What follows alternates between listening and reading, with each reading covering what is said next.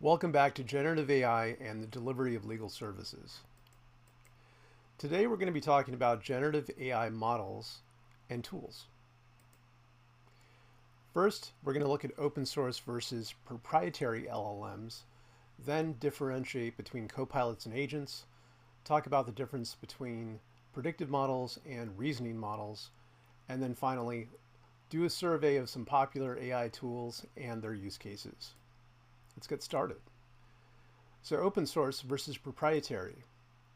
What are the pros and cons? Well, an open source model is great because the open part of it is those weights and biases that we looked at in the last module, those dials where you can customize the model. So one of the pros, obviously, is the flexibility, the ability to customize it to your own needs because you have access to those weights and biases, and community support from a community of people that are developing using that open source LLM. The cons, though, are that it's technically more complex. You need to have some people on board that are technically competent to code. Ongoing maintenance, because there are going to be changes to the model, and some of those changes might be breaking changes that you'll have to fix. And finally, because it is open source, you'll likely be running it on your own hardware or spinning it up on a cloud server that you'll have to maintain and make sure that it is up to date. Proprietary LLMs are a little different because someone else is maintaining and running them, so they're much more convenient, accessible because, like ChatGPT, they're made to be available to consumers with a very useful and friendly front end. They're updated by the company, so you don't have to worry about those updates. The downside, of course, is that you don't have access to those weights and biases. You can't customize the way you can with an open source model, so there's less transparency. Vendor lock-in to the extent that you continue to add additional documents and information to the system that may be stuck with that vendor, and the limited customization that I mentioned. What are the differences between a copilot and an agent? There's been a lot of talk recently about agents and everything they can do. Copilots we're more familiar with, but let's take a look at the differences. So the thing with a copilot is that you're sitting there using it. So your relationship to it is synchronous. You're one-to-one. You have to be in the same room and you're using it. So necessarily there's a human in the loop, which is you. And it's turn-based, meaning that you take turns. You ask it something, it gives you a response. You ask for something else, gives you a response, like that. And it has to be done immediately. So whatever you ask for, the output is immediate. An agent is a little different, so that it's asynchronous. You don't necessarily have to be there to monitor every step of the way. It actually conducts its own planning to think of all the steps that it needs to go through to accomplish the goal that you're giving to it. And then it can independently take steps to achieve that goal. And so therefore, the turns, I take a turn, it takes a turn, that loop of being in the same place at the same time is not necessary. So agents can act much more independently. This is a bit of a generalized overview of the different aspects that make an agent. First, you need to have an LLM. You have to have some kind of intelligence, an AI inference model, like O1 or like GPT-4o or Sonnet 3.5. Second, you have to give it goals and an instruction of how to achieve those goals. Typically, that's the prompt. Third, you have to give it some knowledge. So it has to have some understanding of what facts are important to accomplish the goal and instructions that you provided to it. And lastly, some tools. So one of the interesting things about agents is that they can use tools to accomplish their goals and use their own judgment to determine when those tools are appropriate to use. For example, if you gave it a math problem and let's say the model wasn't very good at math, like for GPT-4 Turbo or GPT-4 wasn't the best at math, but it could understand that given the context, using a calculator might be useful. So that would be a tool that it could call upon to perform that function. And in a similar way, you can give additional tools to an LLM to accomplish its goal. So what's the difference between predictive models and reasoning models? So a predictive model like GPT-4o or Sonnet 3.5 is that it's fast. It is very quick, as you've seen, at getting you a response. It's also very flexible in being multimodal. It can deal with images, text, sometimes audio, if not video. And there's many integrations that can be had. It's more affordable. It can function at scale at a much lower price point than reasoning models. But typically, the kind of solution that you use it for is something where it's good enough. It doesn't have to be perfect. It doesn't have to be 90+%. It has to be just good enough. And typically, a predictive model like 4.0 or 3.5 are up to the task. And actually, Sonnet 3.5 is very good for that. Reasoning models, they're a little different because they're employing what's called chain of thought internally.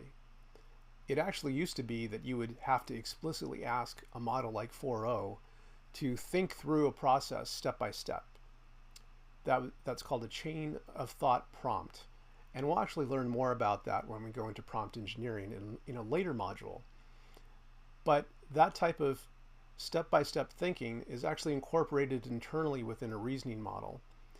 And because it's essentially holding a dialogue with itself to reason through a problem, it takes more time because you have two models essentially talking to each other, and there's additional steps, some of which haven't been publicly disclosed about what additional steps they take, but it all adds up to it taking more time.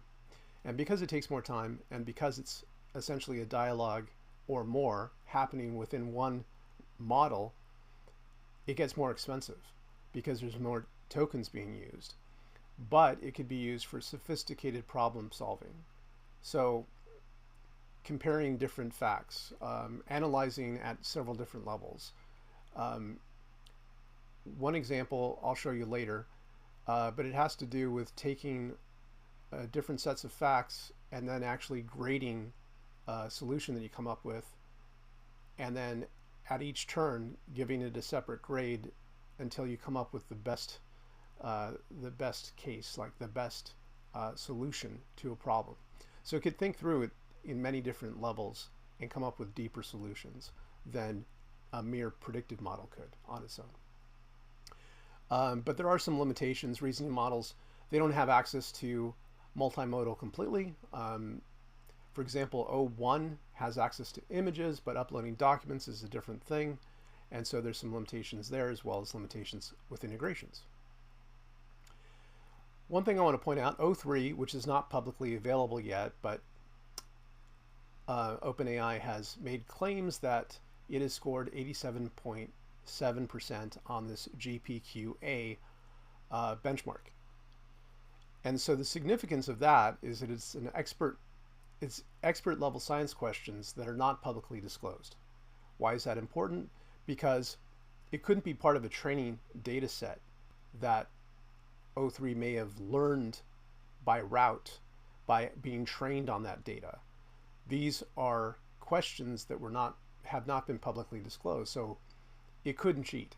It didn't know what the answers would be, yet it got a score of 87.7%.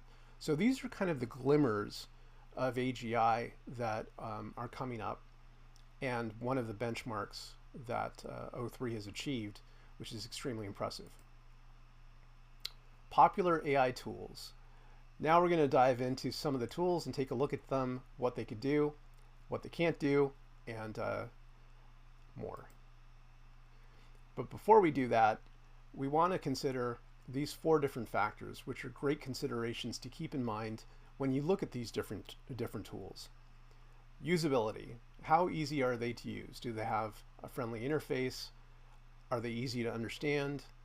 Integration. Do they integrate with different document management solutions that you might have, different apps that you might have? Are they cost effective? Some are more costly than others. So it all depends on what your budget is as to whether or not one solution makes more sense than another. And lastly, the ever-present security and privacy concerns. They're real concerns, and each model, each vendor treats it differently. First, let's start with ChatGPT. It has a very user-friendly interface. Obviously, it took the world by storm in November 2022. And it has already built into it several suggestions about how you can get started. You can upload documents and images, and with 4.0, it's multimodal, so you could upload an image and it could give you a description of exactly what's within that image. You could even OCR it, so it could convert it into text, and then you could work with it that way. It's very, very versatile. And it also has integration so that if you clicked on a little paperclip, you could import documents from Google Drive or Microsoft. This I want to point out, underline, and put an exclamation point afterwards, after, which is within the settings of ChatGPT, if you have a paid account, because only if you have a paid account do you have this option, you have the option to turn off training. And so they worded a little, it's pretty clever the way they word it. Improve the model for everyone. It makes you feel like you're a bad person if you turn it off and you don't want to improve it for everyone. But the idea is that this is training. The training is taking the data that you enter and using it to make the model better, which is a good thing, but it also publicly discloses that data. So if you're using it for anything sensitive, you want to make sure to turn it off so that your data is not being used to improve the model for everyone and be publicly disclosed. At the same time, I would point out that with other vendors, for example, Anthropic's Claude Sonnet 3.5 or any of Anthropic's models, by default, you're protected from your data being used for training. So you don't even have to worry about this switch. And so that's something that's on the plus side if you're conscious of privacy and security concerns for Anthropic. ChatGPT has this function called Canvas, and they've been rolling out new features upon new features. But Canvas is a way that you can ask for what you want on the left-hand side here, like you normally would, the prompting and then response, prompting, response. But you could also work it into a canvas or an editor on the right-hand side where you can see the entirety of the text that's being generated, and then you can ask for tweaks where it tweaks it within this window, and it's a much more convenient way to interact with drafting. Now O1, which is the reasoning model from ChatGPT, and that one is publicly available, whereas O3 is not. And so this example here, I gave it the task of trying to determine, based upon each of the justices' past decisions, how they would come out on, it was the Chevron rule. So this was actually ruled on, but because of its cutoff date for its knowledge, it wasn't aware of the outcome of the Chevron case. So I used it to predict how the different justices would rule on that. And so it is somewhat complex because it has to think through how they ruled on past cases, then compare them to each other, and then give an estimate, a prediction of how they would rule against the Chevron case. So as you can see, this is a much more sophisticated thought process with O1 than you would get with 4.0, which would probably beat out like a hasty response that is not nearly as deeply thought through. ChatGPT also has custom GPTs available, and will likely experiment with these in class. You can create a custom version of ChatGPT essentially that is trained on specific data, and then you can ask it questions about that, or even have it draft things for you based upon what it already knows. So it could be really convenient, and you can see a few examples here. The designer GPT, because ChatGPT also has DALL-E 3 built in, an image generator, and it could be used to create images to help you maybe learn Python, which is a coding language, or diagrams are just a few examples. This one just dropped yesterday, and so people are very excited about it. It is the first example of easily accessible agent from OpenAI called Operator. And I actually have a link to a video that I'll share with you that is me booking some reservations at a restaurant using Operator. So all I did was tell it I'd like to have 2 reservations for 7 p.m. tonight at an amazing Mexican restaurant in Vancouver, Canada. And it was able to research it on its own, find the restaurant, find a highly rated one, and actually book the reservations for me, where I just had to give it, my phone number, my name, and it did most of the work on its own. So pretty amazing that now the AI can actually operate its own independent browser and take action on, on your behalf. So remember, an agent, tools, knowledge, instructions, goal, those are all coming together with Operator. Claude, very reliable, useful AI model, and they've built a lot onto it as well. You have artifacts, which is very similar to OpenAI's Canvas, where artifacts you can draft here on the right-hand side, but it also creates images and diagrams, which are very useful for comparing different concepts or different metrics. Claude also has projects. I would point out ChatGPT also has projects now. I didn't have an image for that earlier, but the idea of projects is that you can aggregate documents together within one project, and then when you ask a question, it queries through all of the documents that you have saved within a project. You could also save different chats within a project. So whereas with Claude, you might have individual chats that are not connected to each other, within projects you can aggregate them together, and so that's very useful as well. One way to think of it is if you're working on a case file, you could open up a project for a particular case and then load in the documents that relate to that case and make useful summarizations and answer questions that are drawn from the information, the documents in that file. Gemini. So Gemini is interesting in that, as you'll see from the reading, it has a much larger context window, whereas ChatGPT has a context window of 128,000 tokens, which is approximately 300 pages. And Claude has a context window, which is slightly larger at 200,000 tokens, which is about 500 pages. Gemini blows them away with a context window of 1.5 million. And I believe their latest model goes up to 2 million tokens, which essentially is 10x the, 500 to, let's say, 5,000 pages or more. So what does that mean? It means that it has an attention span of 5,000 pages. So the smaller models with ChatGPT, Claude, they could have an attention span of up to 500 pages, right? So it could only think through that amount of content at once.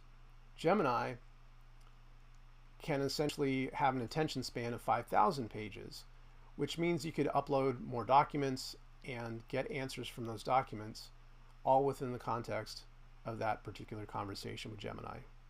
Pretty impressive. But another thing that's impressive about Gemini is that because it's from Google, it connects into all of your Google apps.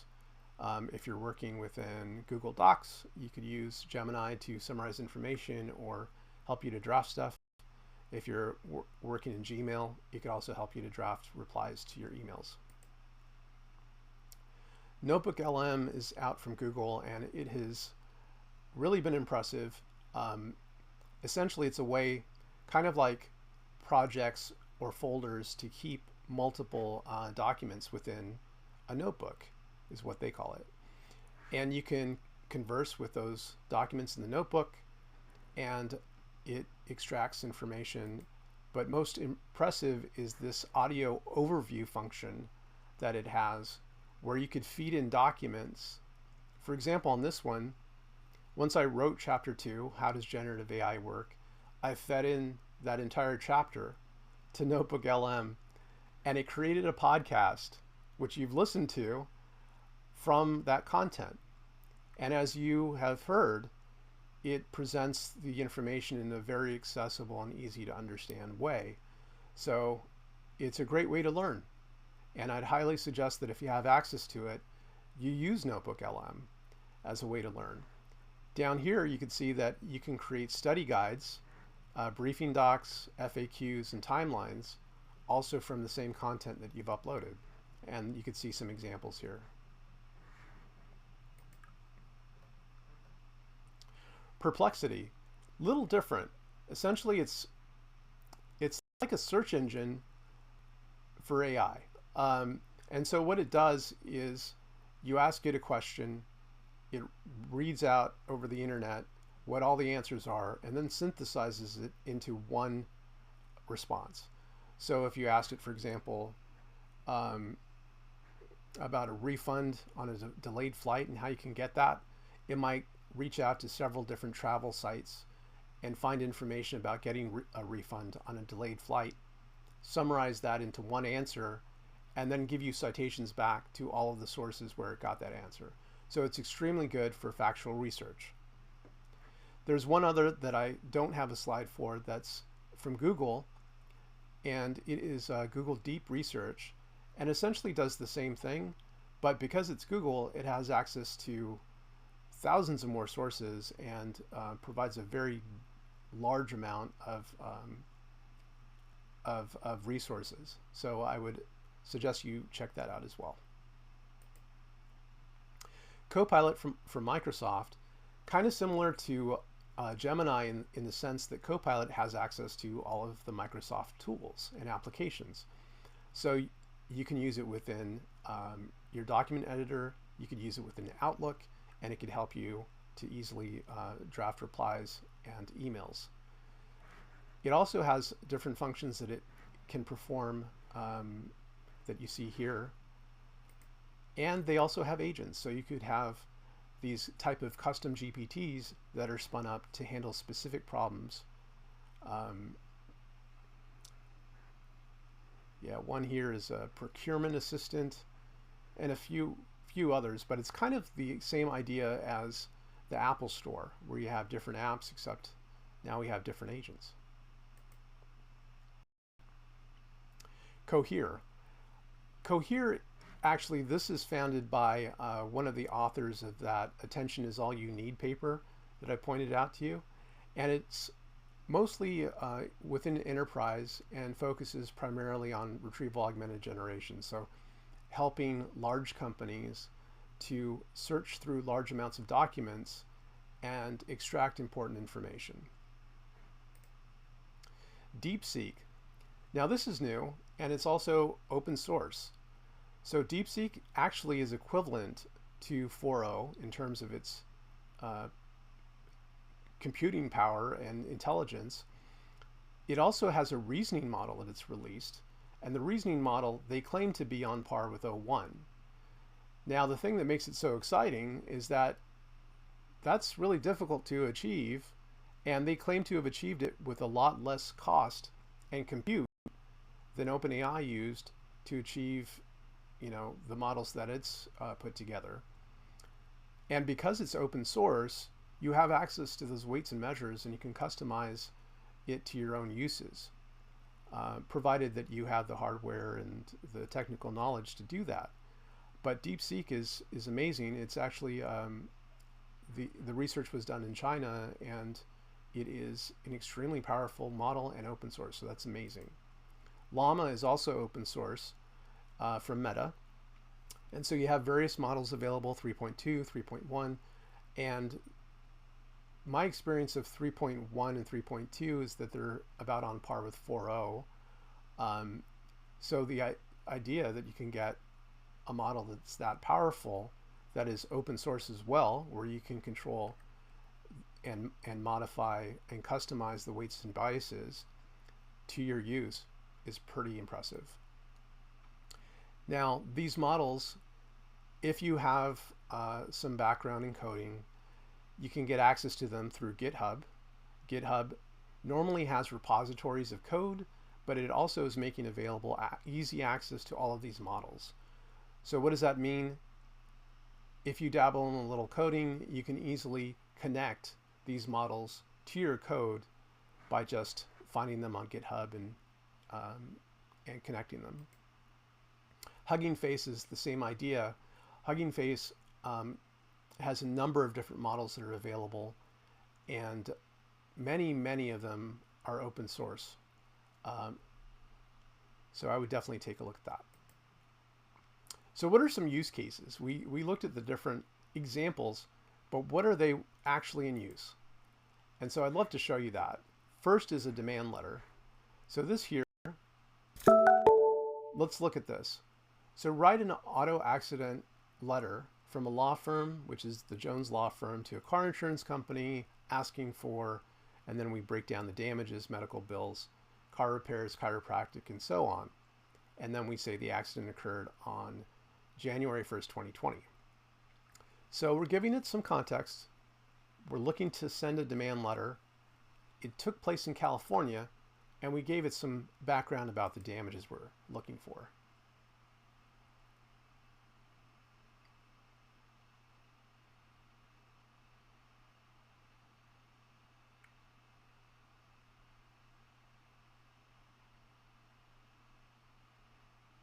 So what I find impressive about this is that it immediately understands the context is a legal context and that we're sending a legal demand letter to an insurance adjuster, and is formatting it in a way that is well structured. Summary of the accident, injuries and medical treatment. It's structuring it as you would a demand letter.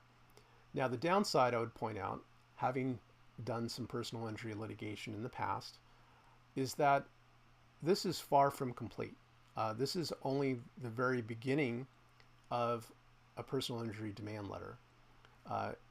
Any personal injury attorney worth their salt would know that you have to back this up with an appendix of all kinds of medical records, chiropractic records, everything detailed with spreadsheets, breaking it down.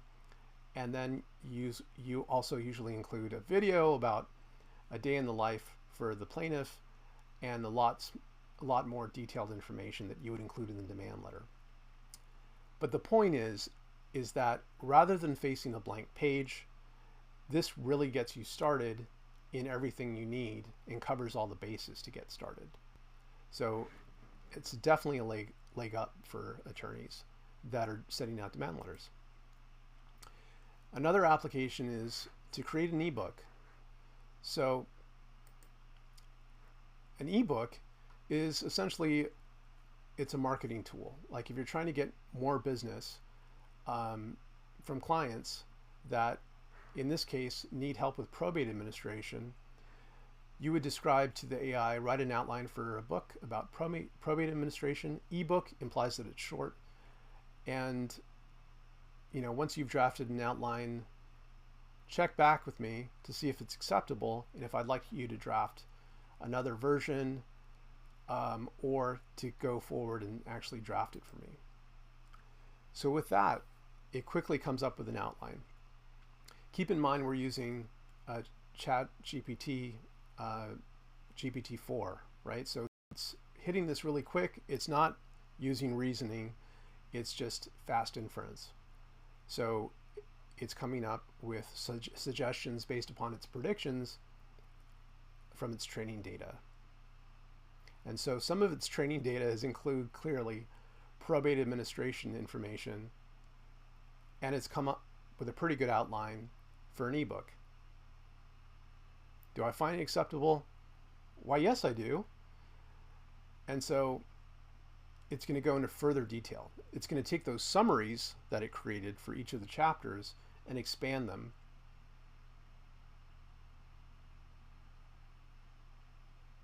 So the point of showing you this is that you could take a prompt, have it follow up with you for additional questions, like if this is acceptable, would you like to revise it? How would you like to revise it?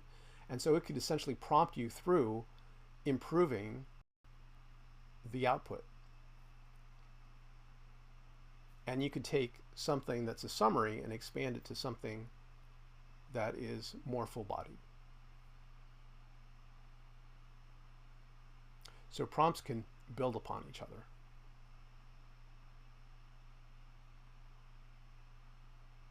And to be honest, for an ebook, which is typically for marketing purposes, is not that involved, this is likely perfect because you don't want to take up too much time in having, requiring people to read through a lot. An email campaign. So one thing that lawyers don't like to do is marketing. And that's why I included a couple of marketing examples. But this one, you want to create a 5-day follow-up sequence to try to get a potential client into a consult. So it's a bear. Nobody likes doing it. So why not have ChatGPT do it? To create a 5-day email sequence. And this is for data security compliance. So one thing I want to point out to you here is that, understanding and implementing data security compliance is not just necessary, it's a competitive advantage. Okay. And you'll also see, and I think this might be in the next one.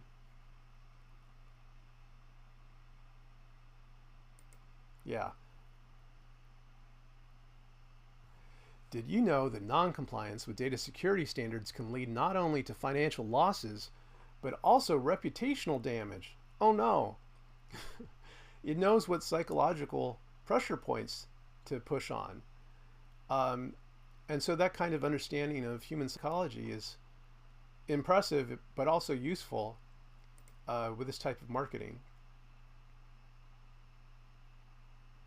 And so it goes on to just build out day 3, day 4, with day 5 culminating in the ask for a consultation. But rather than be stymied by putting together marketing material or having to engage somebody that would charge dearly for it, you can very quickly get something put together, which, again, you're not hitting copy and then paste and just sending this out willy-nilly. You want to review it and make sure that it complies not only with what the law is, but also your rules of ethics. Can you send it, right?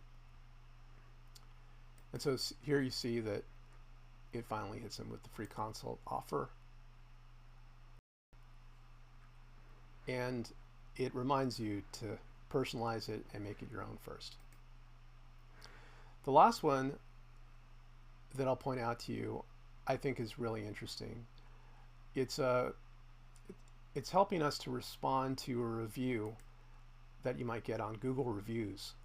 So if you're in practice for any length of time, you are going to get a negative review on Google, on Yelp, some review platform. And so the biggest question is how you deal with that. And so you don't want to deal with it in the moment, just like you don't want to drive when you're overly emotional. And you probably will be, because our immediate instinct as lawyers is to defend ourselves, to argue, point out various things, and we shouldn't do that. We need some time to collect ourselves and give an appropriate response. Now, one way to filter it is to ask ChatGPT to do it. So we explain here what's happened, and then we got a negative review, and here's the things I'd like to point out. And it can really help to moderate us and provide a very professional and empathetic response to a highly emotionally charged situation. And it's providing a textbook response. Thank you for taking the time to share your feedback. We understand how important it is to feel supported. We're taking your concerns very seriously. Although we cannot change the past experience, we are committed to doing better. So as you've seen, there's very powerful applications of these models. We talked a little bit about the difference between open source and proprietary LLMs, how you can tell copilots and agents apart, and how predictive models are different from reasoning models. So I hope with this survey of some popular AI tools and their use cases, we've taken everything that we've learned in Module 2 about how generative AI works, and we've applied that in a way that is useful and helpful. Thanks so much, and I'll see you next time.